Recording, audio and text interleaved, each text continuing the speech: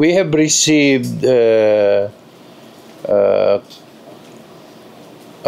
letter from the office that she is not attending. But we are not excluding the possibility that she will attend, no? So there'll be a seat for her reserved at the center of the gallery, no, the VIP gallery. So if she decides to come, there will be a seat for her and her immediate staff. There will be, in fact, we will designate a holding room, no, for our Vice President and her staff, as we have done in the past. Pero sir, the letter from her office came before the House gave out the invitations to the SONA?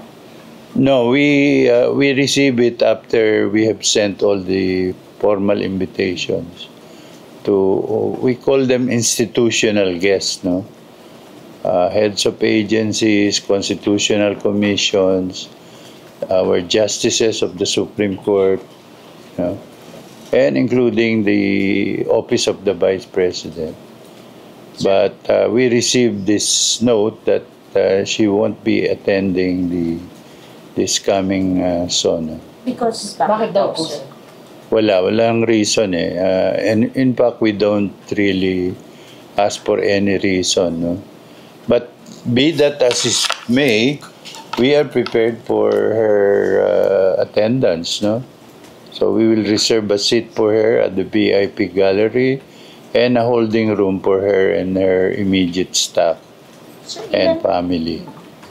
Sir, ilan yung invitations na naipadala na at ilan yung mga nag-accept na nag-decline na?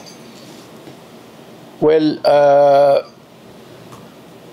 so far siya lang ang nag-decline, no?